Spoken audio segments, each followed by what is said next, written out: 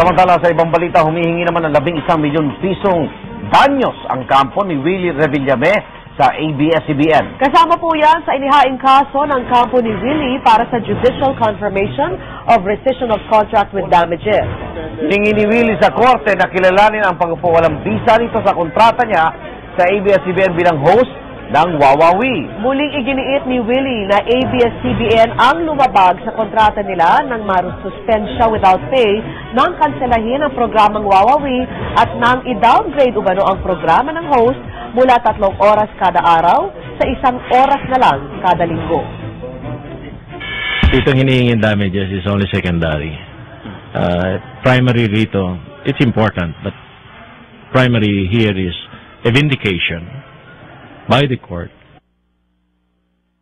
Di muna nagbigay ng reaksyon ng ABS-CBN sa ginawang hakbang ng kampo ni Willie dahil hindi pa nila nakukuha ang detalye ng kaso.